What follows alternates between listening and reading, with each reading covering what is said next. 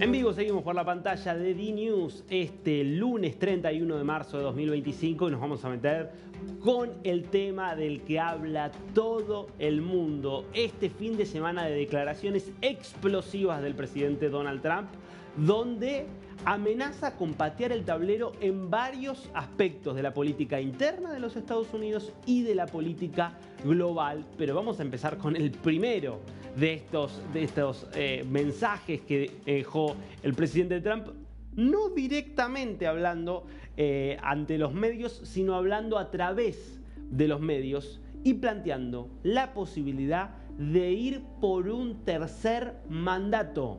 No estoy bromeando, dijo en relación con este tema. Recordemos brevemente, la Constitución de los Estados Unidos, a través de la enmienda 22, sancionada después de que Franklin Delano Roosevelt gobernara durante 12 años y ganara 4 elecciones presidenciales consecutivas, escuchen de lo que estamos hablando. Después de eso, esa enmienda dijo algo categórico, y es: solamente se podrá ejercer la presidencia durante 2 periodos. Trump tuvo el primero, 2017-2021, y está transitando este segundo periodo. No importa si consecutivo o no consecutivo, solo se pueden 2 periodos, por lo tanto, él no podría acceder a un tercer mandato. Sin embargo, fíjate lo que cuenta aquí la cadena NBC, y te voy a contar ahora por qué le damos importancia a lo que cuenta la cadena NBC. Pero vamos a ver el título para que veas de qué estamos hablando.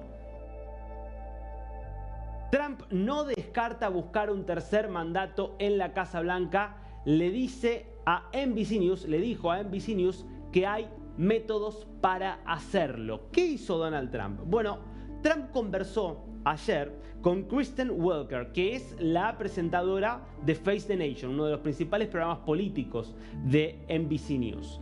Y fue una conversación telefónica donde hablaron de varias cuestiones, incluida esta cuestión.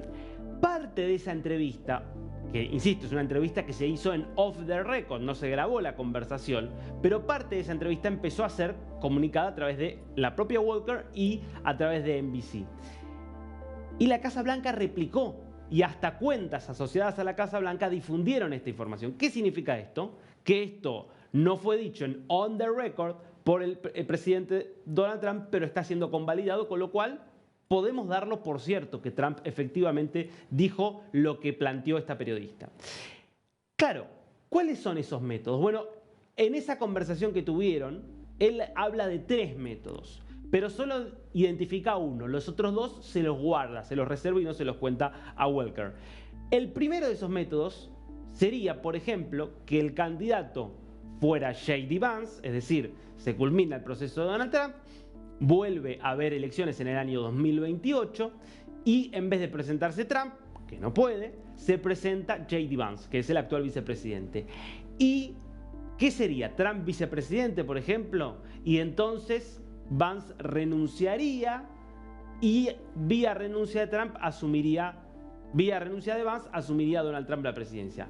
Bueno, está claro que eso tampoco sería posible. Primero porque no es que la Constitución dice que no se puede presentar a elecciones, dice que no puede ser presidente y en ese caso sería presidente, con lo cual sería inmediatamente inhabilitado. Pero además, para acceder a la presidencia, después de la renuncia del presidente o del eventual presidente que sería en ese momento Vance, tendría que él haber ingresado como vicepresidente. Y hay otra enmienda de la Constitución, que es la enmienda 12, que dice claramente que no puede ser candidato a presidente, que no puede ser candidato a vicepresidente alguien que no está en condiciones legales de ejercer la presidencia. Claramente, es taxativa aquí la Constitución. Con lo cual, Trump tampoco podría ser candidato a vicepresidente, porque la enmienda 22 le prohibiría ser presidente. Con lo cual no está claro si realmente Trump está hablando en serio, por más que aclaró, no estoy bromeando. Porque no parece haber forma, salvo que se modifique la Constitución. ¿Es posible modificar la Constitución en Estados Unidos? Técnicamente es prácticamente imposible. ¿Por qué? Porque se necesitaría un nivel de respaldo político que ningún presidente contemporáneo daría la sensación que podría conseguir, mucho menos si fuera a modificarla para extender su propia vida política en la Casa Blanca. Porque no solo se necesitaría una mayoría especial en las 2 cámaras del Congreso, sino además el respaldo de la mayor parte de los estados que tendrían que votar y ratificar esa reforma en sus diferentes legislaturas, con lo cual la sensación es que aquí hay mucho más de un juego de Trump que quiere evitar ser un pato rengo, es decir, de evitar ir perdiendo poder a medida que pase su mandato, porque como no va a continuar gobernando durante otros 4 años, pierde capacidad de amenazar justamente a sus rivales, y que entonces lo que él busca es mantener ese poder, mantener esa capacidad de amenaza, diciendo que estaría dispuesto a hacer cualquier cosa, incluso modificar la Constitución para continuar en el poder. No fue lo único que dijo Trump en esta misma conversación que está teniendo altísimo impacto, porque esto tiene que ver con la política interna de Estados Unidos y va a ser eje de debate probablemente durante los próximos 4 años. Lo otro es un mensaje hacia la gran crisis, hacia el gran conflicto geopolítico de este tiempo, y el que es probablemente uno de los mayores desafíos que tiene Trump, y es tratar de que haya una paz entre Rusia y Ucrania. Como sabemos, el proceso viene bastante más lento de lo que Trump había anticipado, con conversaciones que se están desarrollando principalmente vía telefónica entre Trump y Zelensky y Trump y Putin, y a través de las negociaciones que se vienen llevando adelante en Arabia Saudita.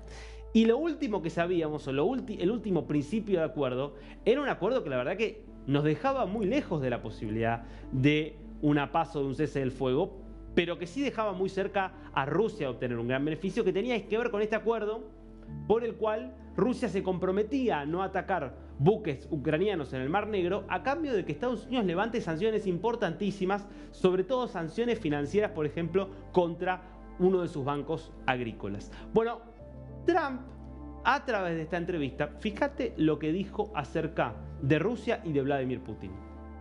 El presidente me llamó para decirme que está muy enojado con Putin de Rusia y amenazó con imponer aranceles secundarios al petróleo ruso. Esto es lo que dice Kristen Walker en Face the Nation, y esto fue de hecho replicado por una de las cuentas oficiales de la Casa Blanca, es decir, convalidado totalmente por la comunicación oficial del gobierno de los Estados Unidos. Bueno, tiene sentido, porque es evidente en lo que va de estas negociaciones que Putin no tiene ninguna voluntad, al menos hasta ahora, de sellar nada parecido a la paz.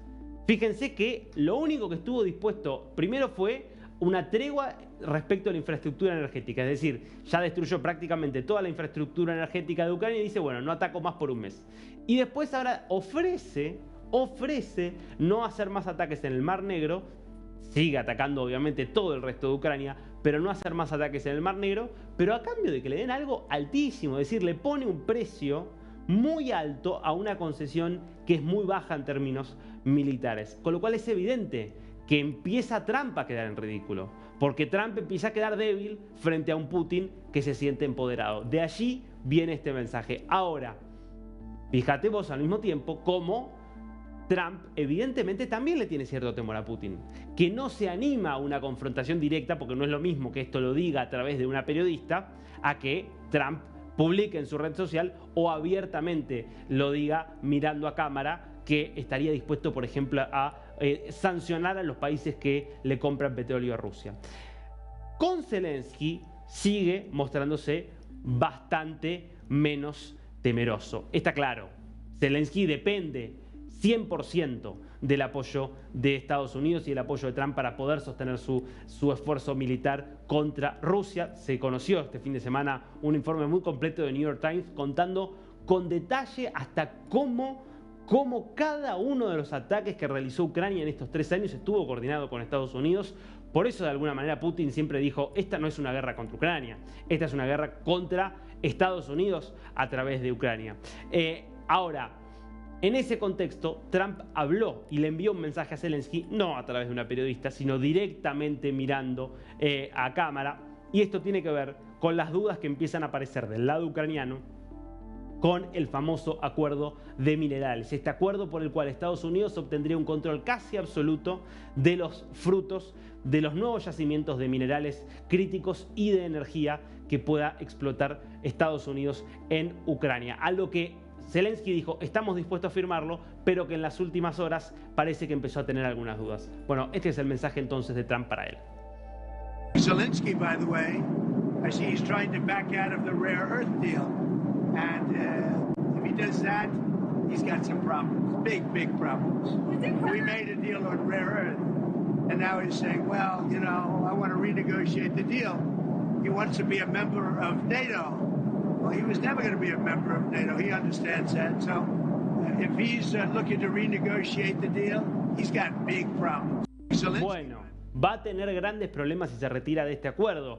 Es que empiezan a aparecer las dudas en Zelensky. Zelensky que dijo, yo acepto el liderazgo de Donald Trump, me someto a las negociaciones y a los ceses del fuego y a todas las propuestas de Estados Unidos, pero no es fácil firmar un acuerdo que efectivamente es muy beneficioso para Estados Unidos y que compromete, digamos, parte de los recursos estratégicos de Ucrania a futuro, con tan poco a cambio, porque parece Trump muy dispuesto a darle mucho a Rusia y muy poquitito a Ucrania. Está claro, el acuerdo de paz, si es que hay un acuerdo de paz, va a ser favorable para Rusia y va a ser perjudicial para Ucrania, porque Rusia tiene un poderío militar que Ucrania no tiene y porque Rusia no depende de la ayuda de nadie para sostener su guerra y Ucrania sí. Pero una cosa es un mal acuerdo y otra cosa es que a Ucrania se le demande una rendición incondicional. Para eso, mejor seguir combatiendo. Me parece que esa es la lógica con la cual está pensando hoy el gobierno de Volodymyr Zelensky, cada vez más preocupado ante ciertas posiciones de Putin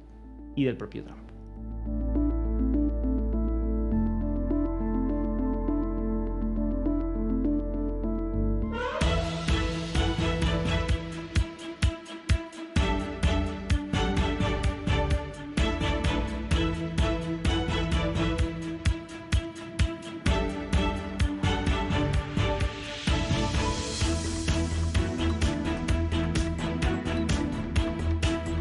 Noticia de último momento. De esta forma llegaba anoche al aeropuerto de San Salvador en El Salvador un nuevo contingente de criminales peligrosos expulsados por los Estados Unidos, recibidos por el gobierno de Nayib Bukele en El Salvador y enviados al CECOT, al Centro de Confinamiento del Terrorismo, en el marco de este acuerdo muy controvertido, impugnado por la justicia de los Estados Unidos, por el cual El Salvador, a cambio de una remuneración importante de parte de Estados Unidos, acepta a criminales que no son salvadoreños.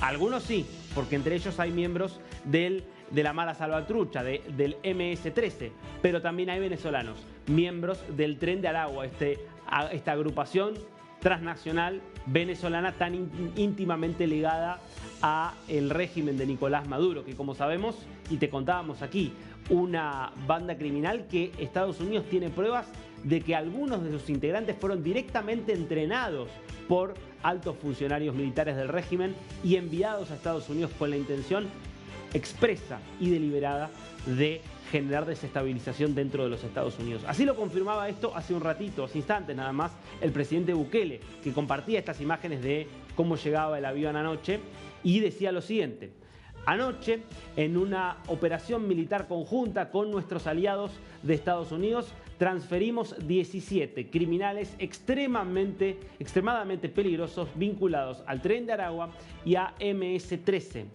Todos los individuos son confirmados asesinos y criminales de alto perfil, incluyendo a abusadores de niños. La operación es otro paso en la lucha contra el terrorismo y el crimen organizado. Bueno, atención con esta medida que toma el gobierno de los Estados Unidos. ¿Por qué? Porque aquí hay un juez federal de los Estados Unidos que impugnó la decisión que ya había tomado hace algunas semanas de enviar a 200 criminales, entre ellos 200 miembros del Tren de Aragua, supuestos miembros del Tren de Aragua. El juez de primera instancia había ordenado incluso que esos aviones, los que llevaron al primer contingente de criminales vinculados al Tren de Aragua, que esos vuelos volvieran a los Estados Unidos, y la administración Trump desobedeció esa orden. ¿Por qué decía esto el juez? Bueno, porque decía que la ley invocada para enviar a estos criminales, muchos de los cuales no tienen condena, a un país que no es su país de origen, sino que es un tercer país como es El Salvador, es una ley de 1789, que es la ley de 1798, perdón, la ley de criminales extranjeros, la ley de criminales extranjeros, que no aplicaría a este caso según este juez de primera instancia. Bueno, Trump amenazó con hacerle un impeachment, un juicio político a este juez. El presidente de la Corte Suprema de Justicia de los Estados Unidos intervino diciendo: está fuera de lugar esto de que el presidente amenace con hacerle un impeachment a un juez. Lo cierto es que más allá de esta orden judicial, Estados Unidos vuelve a enviar a criminales vinculados al Tren de Aragua y a la Mara Salvatrulla. Son 17, bastante menos que en aquel primer contingente. Esta es la noticia. Lo que se viene es seguramente una escalada en esta disputa entre la administración Trump y el Poder Judicial.